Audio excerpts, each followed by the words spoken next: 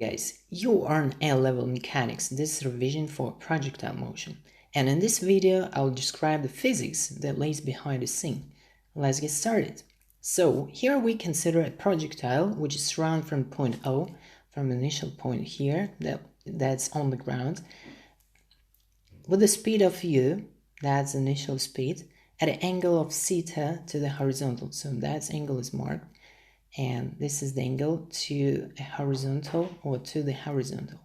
So in any case, when you start solving any problem about mechanics, you need to input x, y, z in order to properly describe motion. And only then you can consider vectors in the component form. So that's highly recommended. So that's why we input the x, y, z as I depict here, and the point O becomes the origin. So that point is the origin. So u is initial velocity, and as a velocity it has a direction, so that's why u is just a vector.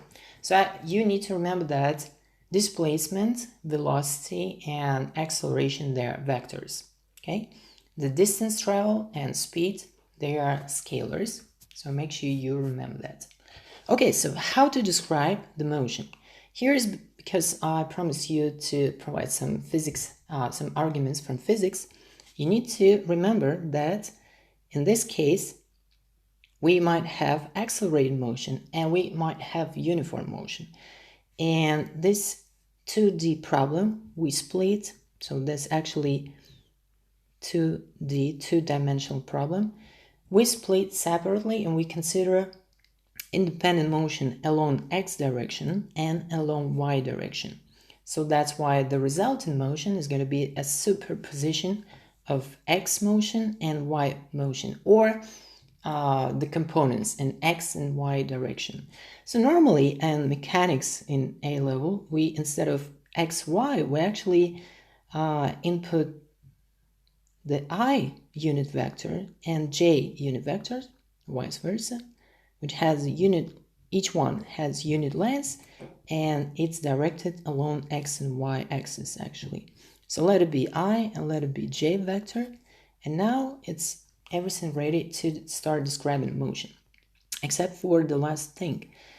Hold on, we have acceleration that, in this case, in ideal conditions with no air resistance, it towards down, okay? It's directed down. And it's constant, so vector g is actually the constant.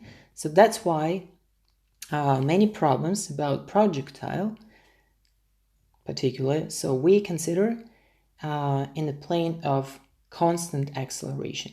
Okay, now let's try to describe.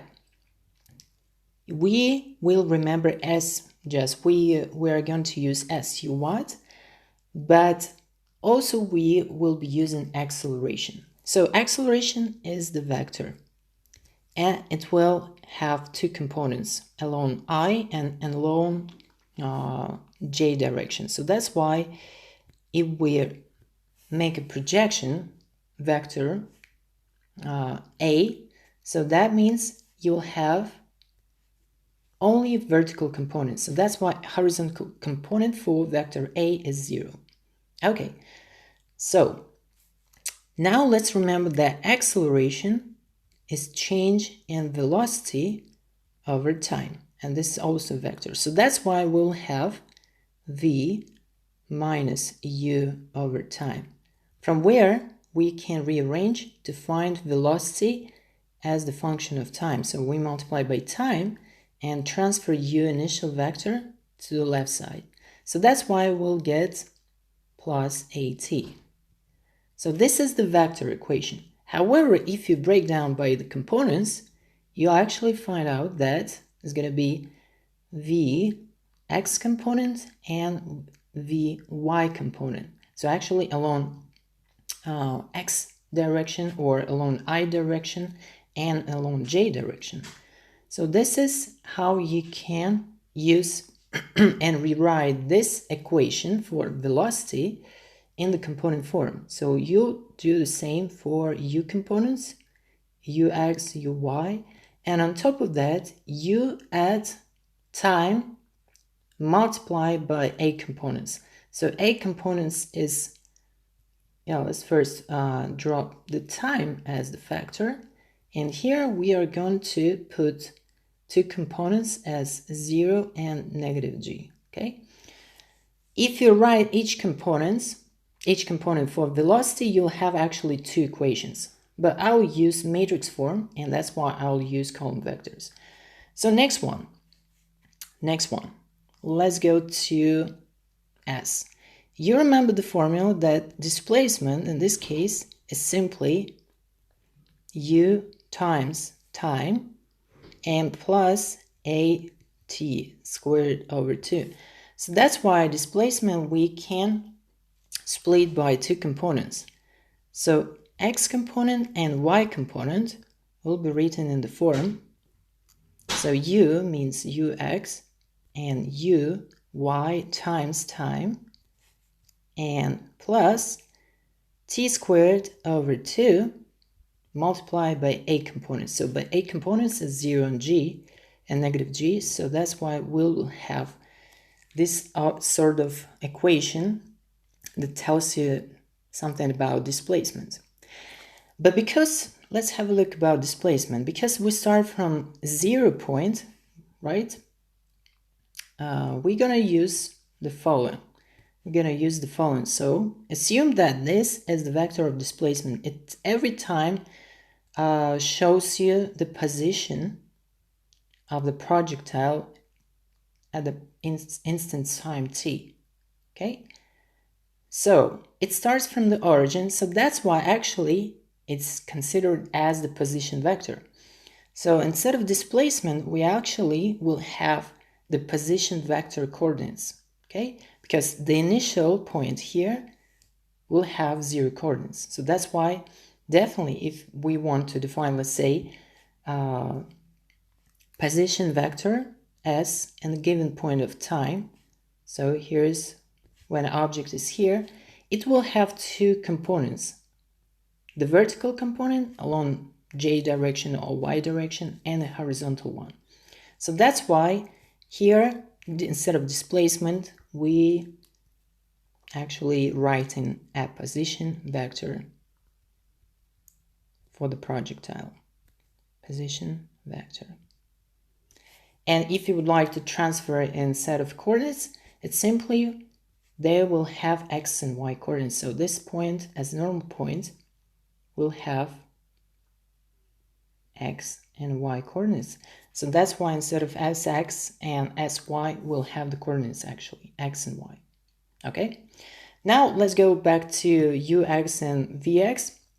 Let's describe them in terms of if we have initial u vector directed as the red arrow and we have angle theta right there, so this is the angle theta.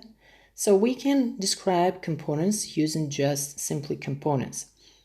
And here what we're going to do, we just need to put two components for the vector u.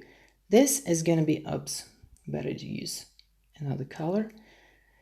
Let's take the blue one. Okay, so this is going to be a horizontal component and this is going to be a vertical component. So that's why we can mark that this is uy and this is ux. So using basic trigonometry, so let's assume that this is going to be a vector and it will have two components, ux and uy right there. So we can mark the angle as theta, uy and ux, and u as the vector. So we can use trigonometry in order to describe ux and uy and express it through u, absolute value, and angle theta. So that's why you'll have u times cos of angle theta, and uy is going to be the same but sine, so times sine of the angle theta. All right, so that's the main basics and the main formula that you need to know. and a little bit physics. So actually you remember that why actually you have acceleration only in g form. Let's remember the second Newton's law. So for example, in any given point, if there is no air resistance, you'll have the gravity force, which goes down, mg. And this will be equal, according to the second Newton's law, it will be equal to the resultant force. So in this case, resultant force is the only force with no air resistance, mg, which is gravity force.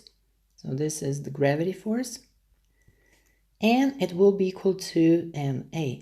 So that's why in this case we can cancel by mass and find out that the only acceleration that occur during projectile is g. Okay, and that's why there is no acceleration in the horizontal way, because no air resistance and no force that acts horizontally or somehow other than vertical gravity force. So that's why you won't have any force and hence no acceleration. So that's why your acceleration components will be only negative g, because it opposed to y-axis, and 0 as the horizontal component, because no force that result acceleration in a horizontal way. So that was a little bit physics behind the scene, and actually we covered very necessary formula. I actually show you how you can use them and component forms, and that what you'll be required for first solution and for first solving in real A-level exam style questions that I'm gonna do and I'm gonna create soon. Alright, so I hope you like that. That was the physics and all the equations necessary in order to use them, and I hope you like that. That was Daniel Dallas. Thank you.